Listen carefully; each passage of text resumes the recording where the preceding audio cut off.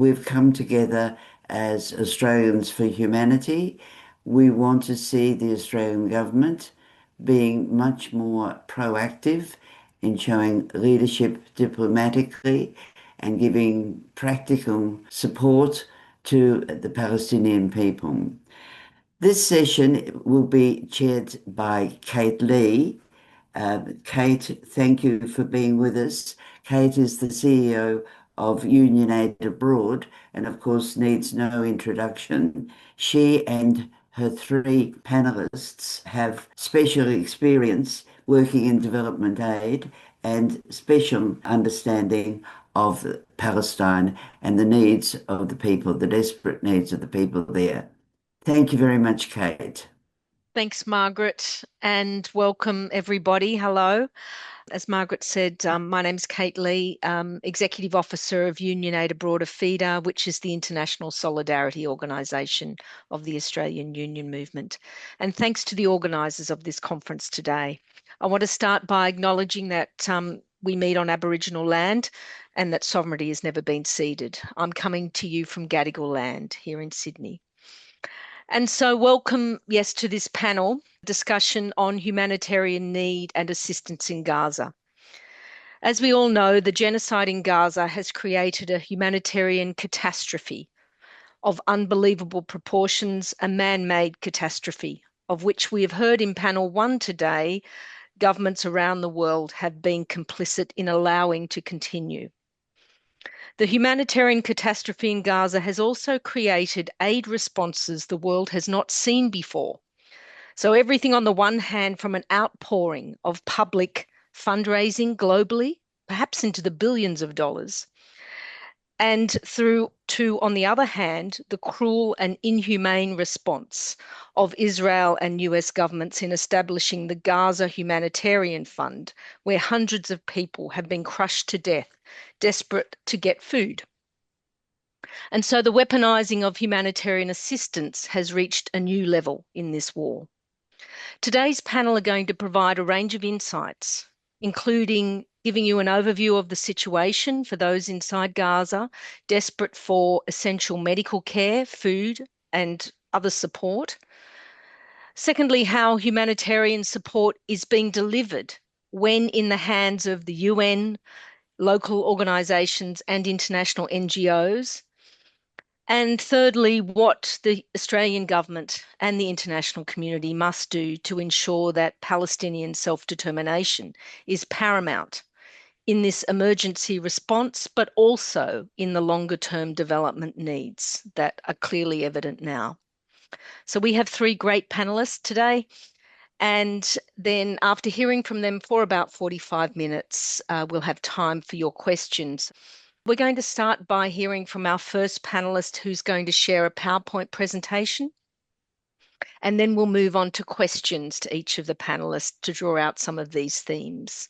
So in terms of who we've got on the panel, just to introduce them briefly, we have Dr. Bushra Othman, is a Palestinian Australian general surgeon who is currently doing her colorectal subspecialty training. She's a surgical course instructor with the Royal College, Australian College of Surgeons, and she has a passion for medical education and global health. She's recently volunteered on 3 medical missions to Gaza with the Palestinian, Australian and New Zealand Medical Association, PANSMA, who many of you would be familiar with. She's had a total of 3 months in Gaza since June 2024 and most recently exited on the 17th of June this year. Our second panelist is Rami Ajelda, who is a humanitarian specialist with more than a decade of experience in monitoring, evaluation, accountability, and learning work across the Middle East and North Africa. He spent 11 years with the Catholic Relief Services in Gaza, leading data and information systems that strengthened the humanitarian programs and supported communities in crisis. Having resettled in Australia after fleeing Gaza last year, Rami now brings his professional expertise and lived experience to advocate for humanitarian needs. And lastly, we have Michelle Higelin, who is the Executive Director of ActionAid Australia, which is part of a global federation working to advance women's rights and end poverty and injustice. And this includes working in Palestine over the last 2 decades with staff in both Gaza and the West Bank, who have been responding to the humanitarian crisis in Gaza and the escalating settler attacks in the West Bank. And Michelle has nearly 3 decades of experience working in the area of gender equality, human rights, and social justice in Australia and internationally. She's also the Vice President of the Australian Council for International Development, the peak organisation for aid organisations in Australia. So, without any further ado, I'm going to hand to Bushra, Dr. Bushra Othman, to begin our session. And you're going to drive, I think, the PowerPoint yourself. Is that right, Bushra? That's right, Kate. Thank you Okay, very much. great. Over to you. Thank you very much for that very kind introduction. Good afternoon, everyone. And I also echo Kate's earlier comments that I'm coming to you from unceded Gadigal land. I could probably sit here for the whole hour and share some stories from my time in Gaza, but that's not going to work very well. So I thought I'd just try and share with you a few of the key things that I'd noticed. As Kate mentioned, I have done 3 different medical missions, mostly with the Palestinian Australian New Zealand Medical Association. And that was June in 2024, December 2024, and then June again in 2025. So I sort of had an opportunity to witness what this genocide had done on the ground over those 3 separate missions. Rami's online, so he might notice some of the familiarities of the streets or the areas. This last mission was the first time that I'd been up to the north. So I'd spent some time at a Shifa hospital, which probably most of us will know, which is in Gaza City, as well as Al-Quds Hospital, which is in Gaza City and is associated with the Palestinian Red Crescent Society. And the reason I wanted to show you this video is we're going up the main beach road, Shara Rashid, or Rashid Street. On my right-hand side, when I was in the car, this is what I see.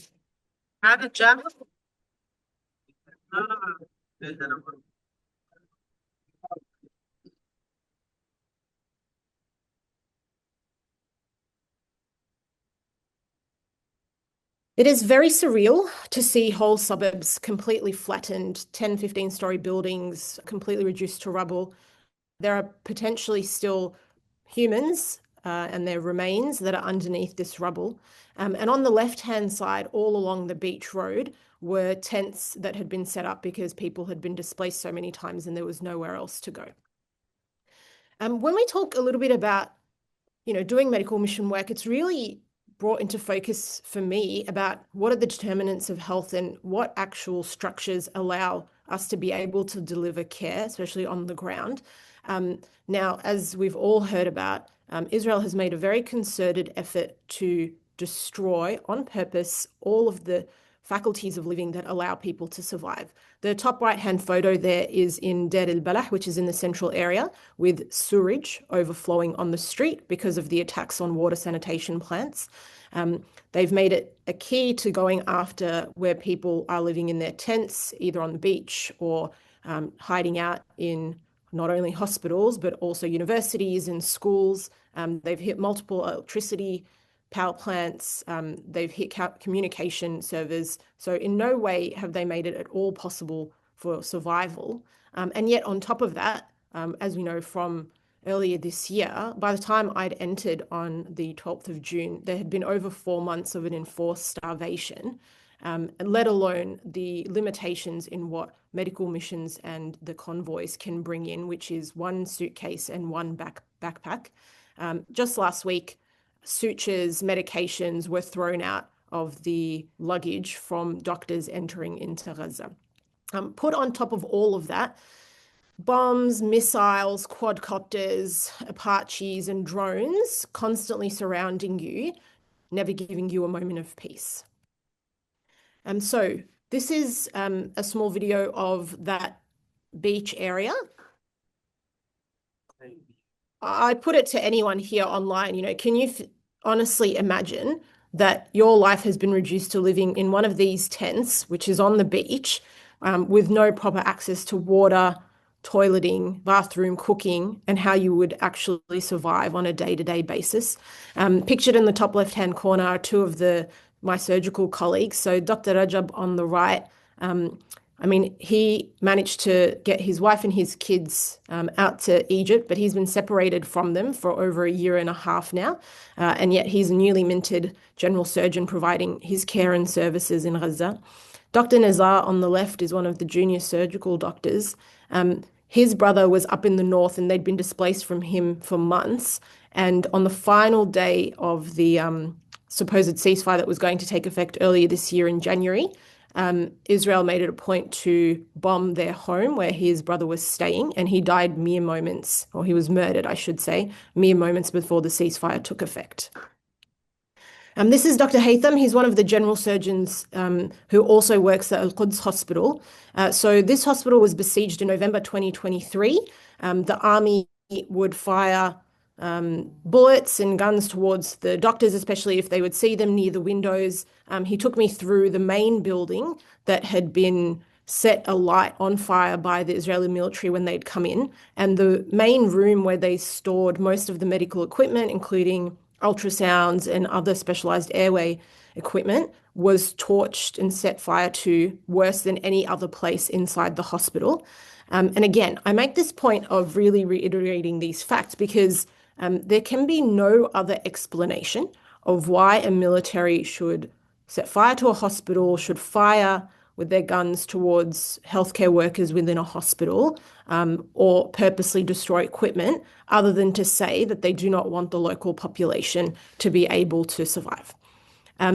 Yet the resilience and the endurance of the healthcare workers in particular in Gaza means that they are continuously rebuilding despite everything happening around them. And so as we're walking, in one area, seeing the destruction, on the other side, you were seeing them put to work to rebuild. These are some of the windows near the operating theatre where we would be, and sometimes we'd walk out there to have a look out onto the street to see the hustle and bustle of Gaza city life. And these are where the army tanks had fired on the healthcare workers.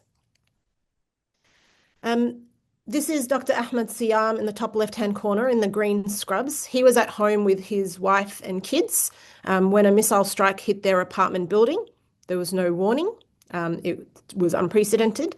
He managed to pull his kids out of the rubble. He came in just like what we see online, covered from head to toe in soot and rubble, holding and cradling one of his youngest kids, Jumana, who's pictured there, who's only 3 years old. His wife was in a pool of her own blood on the emergency department floor with a fractured leg. And he is just one of many stories of healthcare workers who've been attacked, targeted, or murdered by Israel over the last 24 months.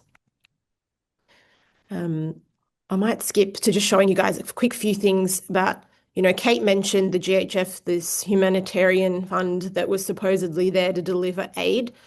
It was really state-sanctioned slaughterhouses. That's exactly what they were. Because although I've only chosen a couple of segments to talk to you about, I could go on and on about all of the different patients that were brought in.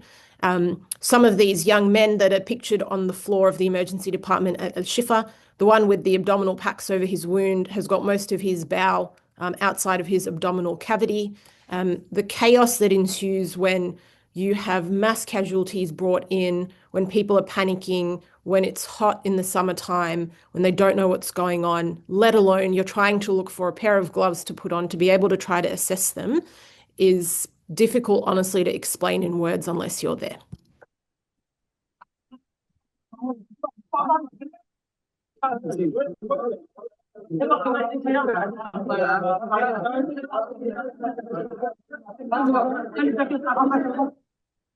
This is Naveen, one of my patients, a 42-year-old mother whose baby girl was so desperately crying for food the whole day that she thought she would go out to the so-called distribution sites to try and get some food.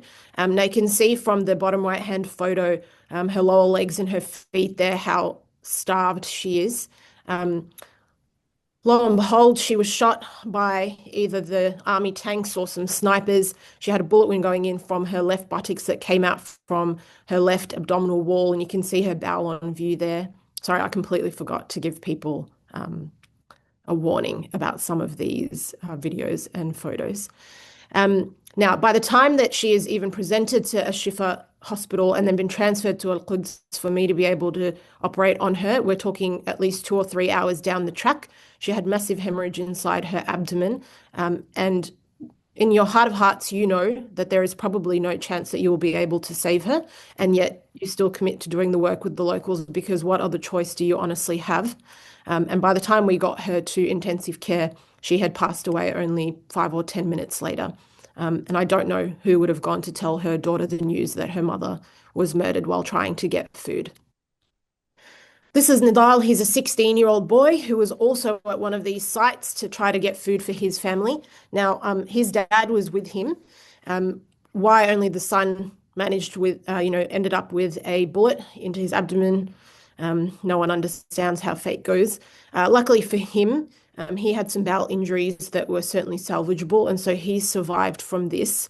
And he is just one of these countless stories as to how the world has stood by while Israel and its US backers have allowed Yes. Palestinians to go and get food and then be shot at. It's unbelievable. And then to top it all off on that same 24-hour period, when I was still at Al Quds, there was some displaced families in the Zaytun neighborhood in their tents who were bombed. We've got these two 12-year-old boys that were brought in as twins. The one on the left-hand side, we don't even know his name. His left arm there has been auto-amputated by shrapnel. He's covered in burns and smoke, and he took his dying breaths on that mattress. His brother is there pictured on the right-hand side. He's also ended up with a left lower leg amputation, in order just to control the bleeding. His severe burns over the majority of his body meant that he went to the intensive care. Luckily for him, there was an intensive care bed for him. And he was so severely unwell overnight that we thought he might be bleeding into his abdomen. When we've gone in to check, he didn't have anything there that would account for his demise, but he also went back to intensive care and soon followed his brother into heaven. And again, how the world has stood for 2 years of us saying that displaced people are being bombed in their tents is beyond egregious. And maybe just one of the final things that I'll share, because otherwise I'll go way over time. This is another 13-year-old girl who's actually a relative of one of the healthcare workers here in Australia. She was outside her tent putting the washing on the line and had come back inside, and then stood at the front entrance of her tent and was shot by a quadcopter. So, someone might say to me, oh, how can you corroborate who's actually shot these people? Well, you've got witnesses. Her mother was there. These people have had most of their lives under Israeli occupation, and they know when they're being targeted.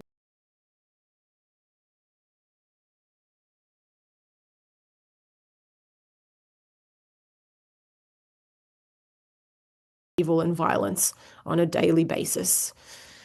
And I will just mention this actually as my last slide, and then I'll stop there, Kate. So this is Hussam. He's one of my colleagues at Al-Aqsa Hospital. He's a scrub nurse in the operating theatres. He's been displaced with his family in a tent for the majority of the time during this genocide. A missile strike hit their tent. There he is carrying his 9-year-old boy in that left-hand photo, Rizq, who was murdered during that strike, and his 4-year-old twin boys were also murdered. His 11-year-old daughter, Leanne, has ended up with a fracture of her leg, but has survived, and him and his wife have had some minor injuries. Now, they've lost all their belongings, anything that they'd managed to put together to build a home for the last 2 years, and were displaced inside the hospital. And you can imagine what can I say when I call him from Gaza City to express my condolences and sorrow at what he has experienced. And yet when I'd made it back down to the south for a few days to finish off at Al-Aqsa Hospital, he made sure that him and his family wanted to invite me to spend dinner with them every night from whatever it is that they'd managed to piece together. And that just goes to show you that despite the evil and the violence that Israel has shown to everyone in Gaza for the last 2 years, that the people of Gaza themselves are beyond generous, beyond courageous, and have a will to live in a spirit that is undeniable and can never be broken. And I'll leave it at that. Thank you, Bushra. I'm sure the audience today, like me, is feeling, a deep sense of sadness, although it's beyond sadness, as well as deep fury that this is allowed to continue. And thank you for all the work of you and your PANSMA colleagues in contributing and supporting the doctors in Gaza and the health staff in Gaza. Thank you. Just to start off with a question to you, I know that PANSMA is planning. I mean, look, if this ceasefire, let's call it that, for want of a better word, although we know that the bombings are continuing, but if this holds for some time, PANSMA has planned 20 medical missions into Gaza over the next year and is raising money for those, and I think successfully has raised the money. What do you and your colleagues from PANSMA, what are you planning to do on those missions? What are you planning to prioritize, and how are you planning to work in the way that might have changed from what you've done so far? Yeah. Thank you. Excellent questions. One point that I'll make is that as much as I've gone on 3 medical missions, and as much as it's important for internationals to go there to bear witness, to provide technical skill and physical support for the local healthcare workers who are, beyond exhausted or burnt out. I'm not sure even what the word would be to describe them. In the end, a point to remind people is that before October 2023, and probably even, before the Intifada from a few years ago and every other assault that's ever happened, Gaza itself had strong healthcare facilities. I mean, a Shifa hospital would rival any of our tertiary facilities here in Australia. It was certainly the biggest one across the occupied Palestine territory. And yet on the flip side, you have Israel holding control of the borders, so preventing people from going in and out. And the reason that I think that that's important to mention is that, you're talking about what kind of work are we going to be doing if this supposed ceasefire holds. I mean, the majority of the work during the last 2 years was trauma related, but I think heavily about all of the cancer patients. So, I diagnosed multiple young women in their 30s with metastatic breast cancer who've got no ability to access. There is some access actually to chemotherapy at the moment, but no real ability to have screening, surveillance, radiotherapy, or any form of true cancer care that we would expect. In December, neonates or, infants, babies that were being born with heart conditions that if they had an operation would be life-saving, were being prevented from leaving Gaza, being prevented by Israel to be able to go and have these life-saving procedures. I mean, if that's not the most evil, barbaric thing that I've ever heard on top of everything else, it was mind-blowing to me to think that even babies were being denied access to care. So I think moving forward, what are the priorities for medical missions in an organization like PANSMA? Some of it is assessing the needs on the ground to really being able to utilize the skill set of people on the outside to come in and help. So now, part of our focus will be in terms of sending subspecialty doctors and or nurses. So that might mean subspecialty surgeons, especially in terms of reconstruction, cancer services, like I mentioned, obstetricians and gynecologists. I mean, every day there are still 70 to 100 kids being born and maternity servers are lacking. And so it goes hand in hand to say that we certainly don't know better than the people on the ground in Gaza as to what their needs are. They have the aptitude and the abilities to being able to provide care, but they need their hospitals not to be being bombed and targeted. They need the local population to be able to eat and drink so that they can actually go to work and do their duties and perform their care to their patients. And we need to have an understanding as to how to really do capacity building on the ground. And so in this, if you want to call it humanitarian space or medical mission space, things are very, very fluid. So what we think we can do with missions next week or the week after, in terms of planning for months ahead, is going to be changed by Israel whenever they want. So, as I was mentioning, even now, basic medical equipment that can be taken in by these medical mission teams is almost non-existent. And so, how can we really service the population if we're not allowing medical services, medications, medical care, and equipment to actually be able to enter Gaza? So it's a mammoth task, and the hope is that we'll continually just be reassessing to figure out with our partners on the ground as to how to be able to service the community of Gaza to our best possible way. Okay, thank you. Bushra, I might come back to you later if we have time to ask you some further questions. But Rami, you've worked for over 10 years in Gaza, ensuring quality programming in humanitarian support, helping build the systems that help people most in need. So, look, from your perspective, tell us how you were in Gaza for the first year, I think, of after October 2023 and working as part of that system. Can you tell us about how that system worked and how, the UN agencies, the INGOs and the local NGOs worked in concert in order to do their best, really, to provide quality care under horrible circumstances? Thanks, Kate. Actually, hi everyone. This is really I just like trying to to speak about what's happening in Gaza. Bushra has tried to visualize everything that is going right now, and I'm as someone who lived the first 7 months in Gaza, I just want to say that those pictures and stories are never enough to actually visualize and explain what's happening. If you're there, you would feel it differently. Everything is destroyed, everything is gone, and organizations there are trying their best to do the best to deliver assistance to everyone. In general, I used to work for Catholic Relief Services, which is an international American organization, and there is a system there. As someone who worked in the monitoring, evaluation, and making sure quality programming in place, humanitarian actors, agencies, they're doing their best to do cross-checking with Ministry of Social Development in Ramallah, making sure that there are clusters, also international organizations. Those kind of organizations are really very important because they make sure that all the lists of participants who would receive emergency support like food support, cash support, health, hygiene, all of that is very necessary during the war itself.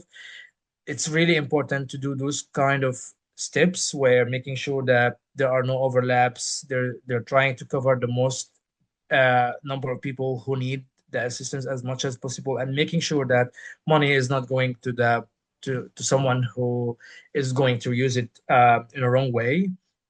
The involvement of the international agencies during emergency programming and even after the war itself is very important because the systems there, they make sure that there are accountability standards, making sure that quality targeting, making sure that everyone who would receive the assistance really need it by creating criterias, by making sure that everything is fair in terms of who would receive something. During the war itself, there could be many organizations who would do blanket coverages because, as Bushra showed you in the beginning, that what she was able to capture from the window while she was on a Rashid Street and everything is flattened, that's everywhere. That's everywhere, everywhere. Like there's nothing there now. Israel has done their best, took this opportunity to wipe Gaza. I think we all can see it. This is a fact that this is very like clear that they're trying to wipe everything. This is like a chance for them. And honestly, there are many people in Gaza who want to live. You can see people, the hospitality of Gazans, how much we would love to see someone coming from outside. When I used to live in Gaza, I would love to see someone who works with that, like as an expat, like Bushra, for example, coming from Panzma, we were trying to show them how we are living. We're really very happy. We have dignity. We don't want any assistance from anyone, but this is the situation that happened.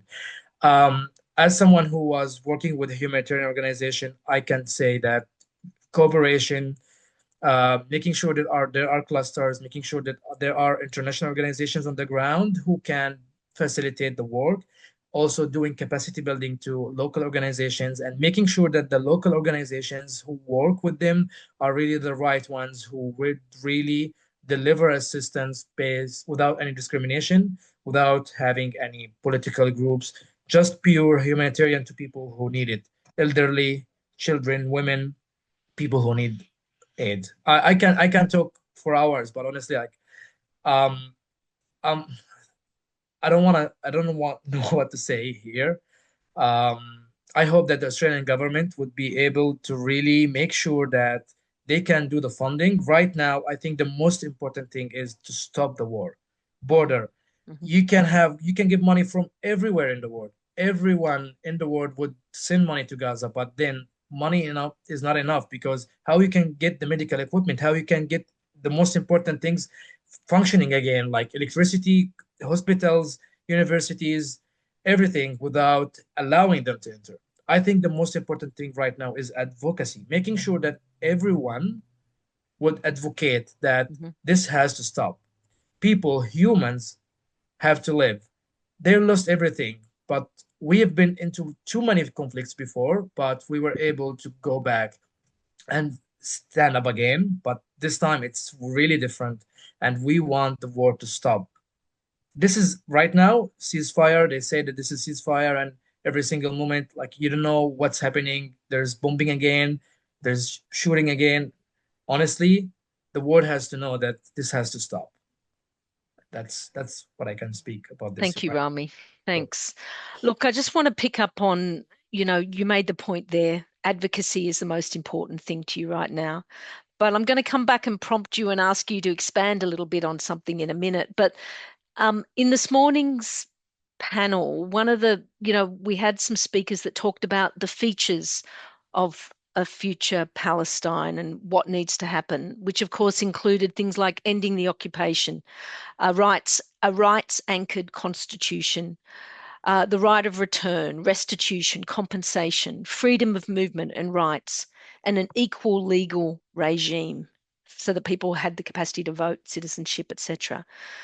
So thinking about your experience as a development worker, and when you think about the principles of what's important for longer term development work, and bearing in mind the advocacy needed to get to that point, can you expand a little bit more around what's important to you in terms of the principles for longer term development work?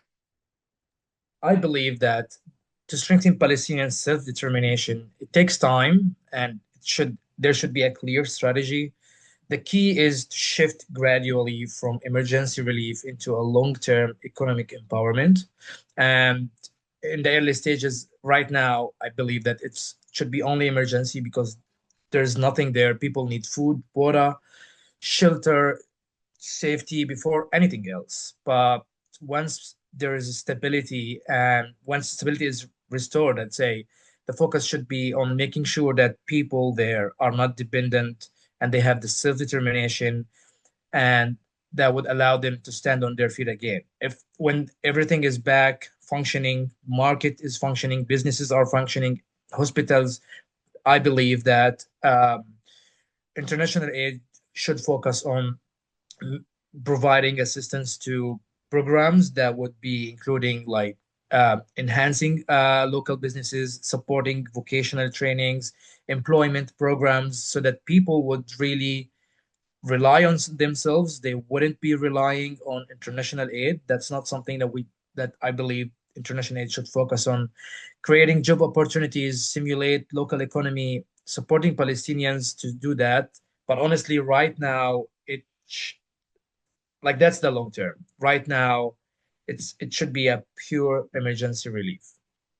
Thank you. Thank you, Rami. You've set that out really clearly in terms of what the expectations should be for people that are trying to support and assist. I want to move to you, Michelle, now. And, as we've been discussing, obviously this war in Gaza has created not just one of the biggest humanitarian crises, but it's quite unprecedented in the way in which the humanitarian policy and approach has been undertaken, and it has shocked many of us in terms of that. Can you give us a bit of an overview of how this is different, and the problems with the approach that we've seen to date? Thanks, Kate. And it's a real honor to share this space with Bushra and Rami, who obviously have that first-hand experience having been in Gaza. And good afternoon, everyone. Look, I think one thing is clearly the scale, which I think both Bushra and Rami have spoken about. And it's not just the fact that 90% of the population has been displaced multiple times. It's the fact that 95% of infrastructure and buildings in Gaza have been destroyed. So even now, as we look towards some kind of ceasefire, there's nowhere for people to go. So I think this is a real challenge, because I don't think we've seen this in any other humanitarian situation, or the level of destruction of civilian infrastructure, the things like the hospitals. And I'd say, I think the bigger issue here is just the rampant violations of international humanitarian law. I think that's the really acute thing we're seeing in the situation in Gaza, and the fact that it's been allowed to continue without international intervention. An occupying power is obliged under international law to ensure impartial aid access.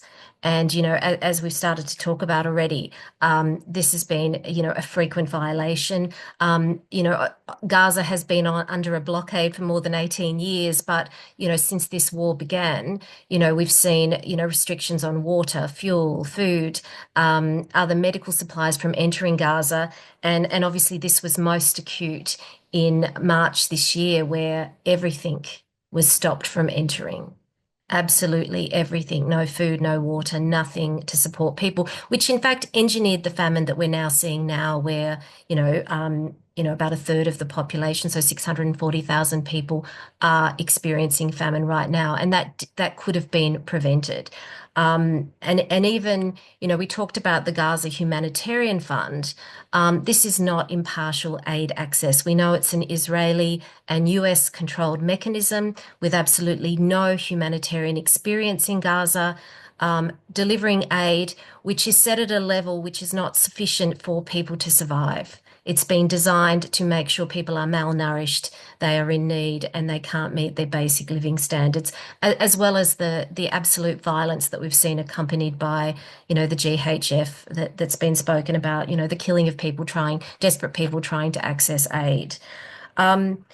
I think the other thing that I wanted to highlight, and now is another, mechanism of preventing aid, using aid as a weapon of war, is the restrictions that are now being imposed on NGOs from delivering aid. So, what's now required is that all international NGOs that have been delivering aid for the last 2 years are now required to register with Israel to be able to access and to be able to provide aid and support. And these laws are effectively designed to silence any NGO that has spoken out against Israel. So any organisation that's, called out forced displacement, that's called for sanctions, that's called for an end to the arms trade, that's exposed the violations of international law, are likely not to be registered. And if we just look at, what's happened over the period October 10th to 21st, 17 NGOs had shipments of food, water, medical supplies blocked by Israel on the basis that they were not authorized to deliver aid. And, basically 94% of requests coming from NGOs to deliver aid are being refused. And so it's just a crazy situation. $50 million worth of humanitarian aid is sitting at the border or in warehouses close by, ready to come into Gaza to respond to the huge humanitarian need, and it is being blocked and denied. And so I think it's really important that we don't equate a ceasefire with the free flow of aid. We're still seeing that restriction. Israel has not delivered on that part of the agreement. And, we can easily solve the situation of the hunger, the malnutrition. I think some of it is permanent damage, but we could easily solve it. There's enough global support to be able to do that, but Israel continues to block. And I think it's a real challenge that so many Western governments have been complicit in this as well. And not putting more pressure on Israel to be able to, to allow that sort of free flow of aid. I think that's a real shame. And I think also, if we look at comparable humanitarian situations like Russia's invasion of Ukraine. We immediately saw the Australian government come out and impose sanctions on Russia. We're not seeing that level of, we haven't seen any sanctions by Australia on the officials who have created and engineered a famine in Gaza. So, yeah, I would just say, I think for me, the biggest issue we have here are the blatant violations of international humanitarian law that have just continued and continued and continued. Thanks, Michelle. And look, a follow-up question. We know that Australia's response so far has fallen far too short for many of us right across Australia, particularly those of us who call for sanctions and justice through international mechanisms.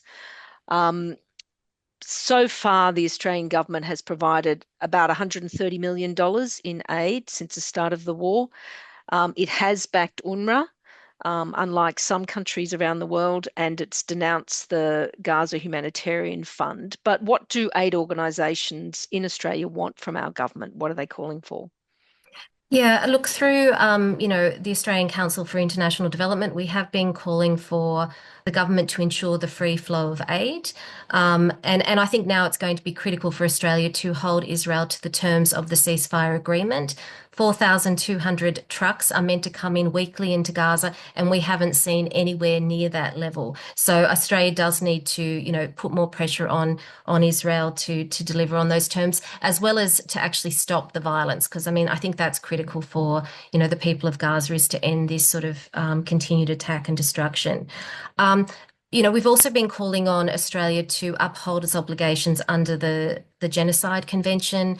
We're all aware that, the UN Independent Commission has found that genocide is occurring. The ICJ also ruled earlier in January 2024 that it was plausible that genocide was occurring. So, Australia has to end its military cooperation with Israel. That's a critical thing it must do, and it has to stop hiding behind this, international agreement of cooperation, military cooperation among a number of countries. Australia is one of the countries that's aided and abetted this genocide, and it needs to cease that to be in line with its international commitments. I think ACFID has also been calling for Australia to enable safety for humanitarian personnel, so that they can safely deliver aid. As well as making sure that this registration process is blocked, because it's only going to continue to limit the number of NGOs who can meet and work to bring in support to meet the huge needs. I think from ActionAid's perspective, I would say, absolutely right now, the critical thing for the Australian government, once we can get a lasting ceasefire and get the free flow of aid, is that we see accountability of Israel for the war crimes committed.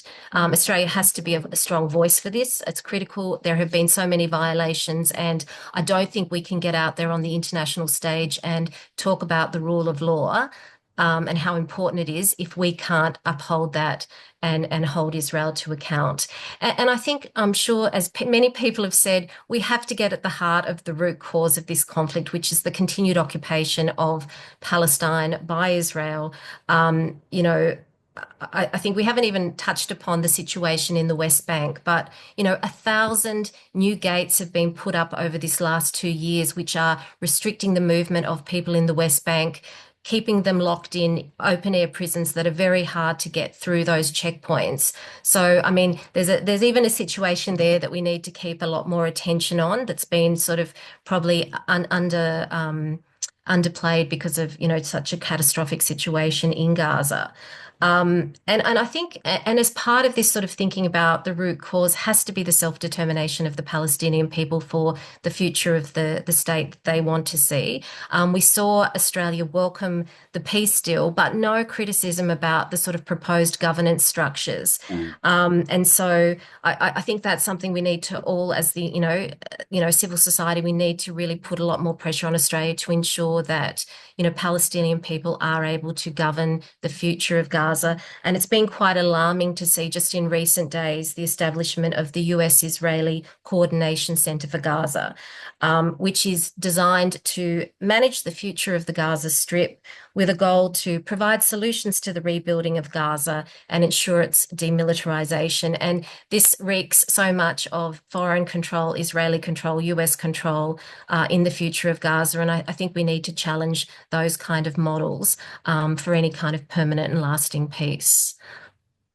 Thanks, Michelle. And yes, that new coordination centre that's just been reported on in the last couple of days. Yes, another example of Occupy control. That's for sure. Bushra, would you like to add something there?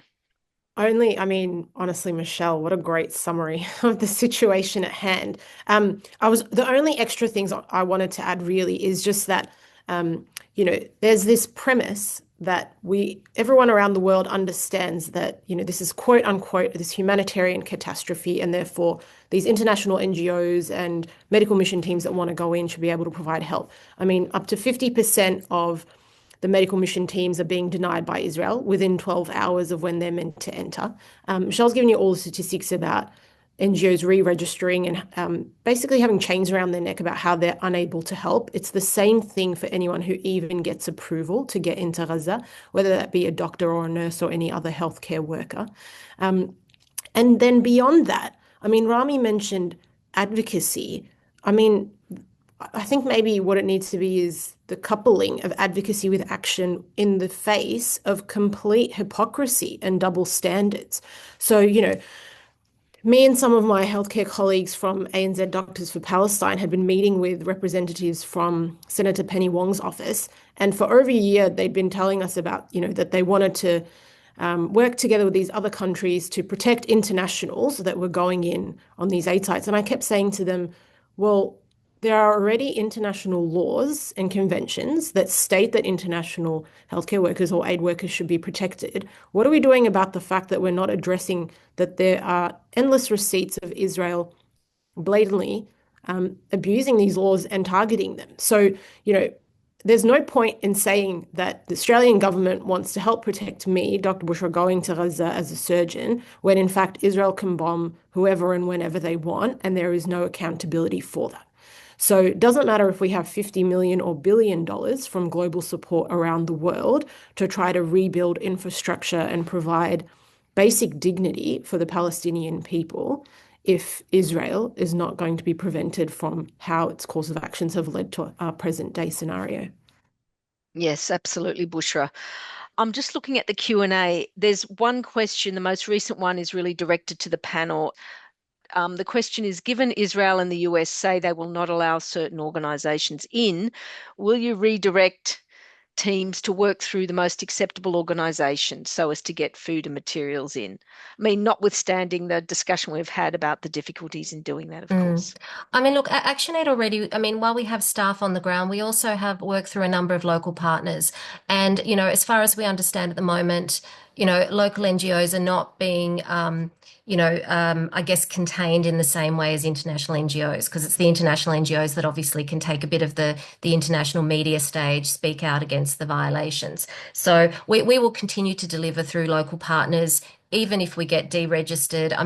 That is a reality. And it's critical that we continue to support and grow Palestinian civil society, which has also been decimated through this. The incredible work that so many of our partners have continued to do as their offices are blown up, as they no longer have homes, their families have been affected, is incredible. So we will continue to do that. And I think that's been the approach. I don't think I think every organisation will have a different way of doing it, but it's critical that we do support the local partners. At the moment, all of the international NGOs are working through the sector body in Palestine to have an organised response to this. Many of the larger NGOs have gone first in the registration process, because that will really tell us also, if it is designed to, shut us all out. And we've already started to see a few organisations deregistered, but many denied the authorisation. Okay, thanks, Michelle. I'm going to go to a question to each of you.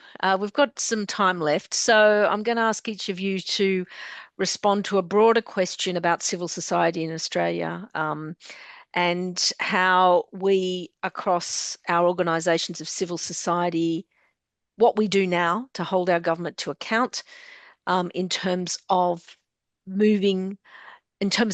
its advocacy for both humanitarian and medical support to Gazans, of course, along with the other bigger questions about accountability, particularly putting Palestinians and their ability to be front and center of any response moving forward.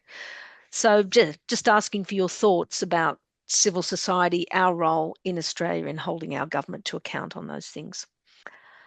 Perhaps Rami, you might like to jump in first. Thanks. Thanks, Kate. Thanks for the question.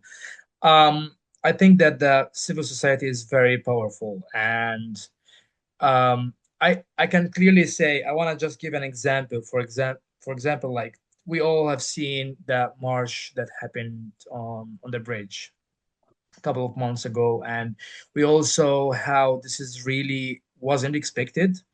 Um, and after that, the government has announced additional funding, I believe, to Gaza, and this is can confirm that civil society and the public is really, really very important, because that will encourage many people who are afraid to speak out, many people who would feel like they don't understand what's going on when they see this is a big event. For example, that's something, I'm not trying here to say that let's go for another march, but what I want to say is that public can educate each other and aware everyone about what's actually happening here. And I believe everyone would be encouraged that that's the right thing to do. There are people who need it. This is going to keep the issue visible the whole time, and making sure that no one is forgetting what's actually happening. We here are living right now. I'm living here, but at the same exact time, there are many people dying in Gaza, and they should live in a dignity and in a good way, in a better way. Yeah. Thanks, Rami. Absolutely. Bushra, your thoughts? So many thoughts. Yeah. But so I think the things that come to mind, first and foremost, everyone has a voice and should be encouraged and feel powerful enough to use it to advocate, and to enact change. Because, what Rami's talking about is the visibility. So when people are wearing their kufiya, when I'm wearing my hijab with this kufiya pattern on it, when I wear a shirt with poetry from a writer in Gaza, anything that sort of brings something to the conversation to keep it front and center allows us to continue the conversations that can expand and educate people, and then hopefully allow further action to take place. But coupled with that, you have to have pressure. So it doesn't work to only do one thing once and then never follow up on it, or never sort of ask for an action or a change to occur, especially from our government, and then not follow up on that. So, what they're banking on is our emotional burnout and feeling overwhelmed and helpless with the situation at hand, to not continue our pressure and advocacy, to enforce them to change, really. The second thing is that, maybe I'll speak to my community. I mean, I'm a doctor, I'm a surgeon. I've been working now for the last 15 years. And the medical community has been completely atrocious in what they have done about the whole situation in Gaza. So there's doxing, there's censorship. We're not even allowed to have grand rounds about people's medical mission experience and what they learned or saw shared with their hospitals or their healthcare colleagues, for fear that it would endanger or be too much for a certain population. And so we just have to keep the momentum up. In particular, say, for example, in the healthcare space, we took an oath, we took this medical oath to say that we would treat all humans equally, that everyone is deserving of medical care, We're seeing this be completely decimated and desecrated in Gaza. And so why is there this discombobulation, this separation between what we know should be happening and what is blatantly not happening?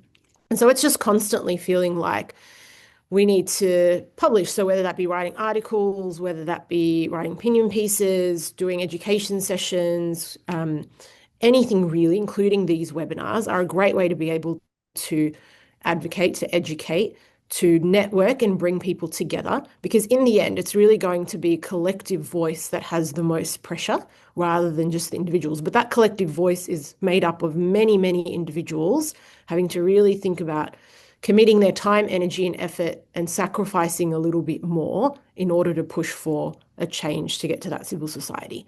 And in the end, the only extra point that I would say is that Michelle's given a little bit about, that question from earlier about, what can happen when international NGOs are being banned, and then what about if PANZIMA gets banned and we can't send in these medical missions? Somehow, somewhere, there is a way to fight, I shouldn't say fight, but to navigate this system into making things happen on the ground. Because if we hadn't figured out ways of doing things on the ground for the last 2 years, well, I actually don't know the position of what we'd find ourselves in now in terms of Gaza. So there is definitely hope that things can still occur. New organizations kept popping up, kept registering in order to be able to provide that care.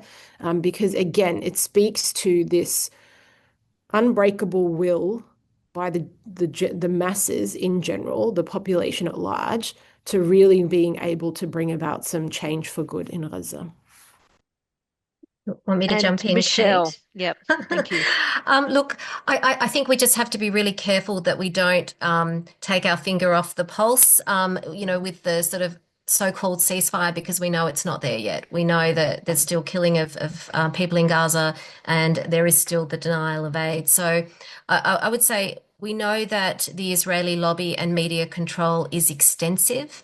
And so it's critical that anyone who cares about the rights, the dignity, the self-determination of the Palestinian people has to keep showing up. And whether it's marches, whether it's lobbying, whether it's continuing to work and support this effort, it's critical. And I think we also need to take a long-term view on it. The huge destruction means this situation will not be resolved anytime in the near future. In fact, I was reading the other day, it's going to take 5 years to just remove the rubble. And we're not even talking about rebuilding. So we're talking about a long-term commitment. So, and I think Australia needs to be there in the long term. We've been part of the problem. We need to be part of a long-term solution that supports the rights of the Palestinian people. And I think from a perspective with our government, we just need to keep challenging the double standards, and the sort of the things that we get out there on the international stage to make sure they are echoed in the situation in Gaza. If we want the rule of law, we need to also protect it in this situation. So I think let's keep up our pressure, and definitely I think this focus on accountability, I think now is a sort of a critical next step once we work through how this rebuilding process can favour the leadership and rights of Palestinian people. Thanks, Michelle. And what I'm hearing from all of you, we need to be there for the long term. We need to challenge the silences within our own spheres as much as possible, retain visibility, especially given Trump claims the war has ended. And we need to build a collective voice together. But I just want to thank all of the panel, Rami, Bushra, and Michelle. Deep respect to you all for everything that you do, have done, and will do in the future. And all power to your arms and solidarity.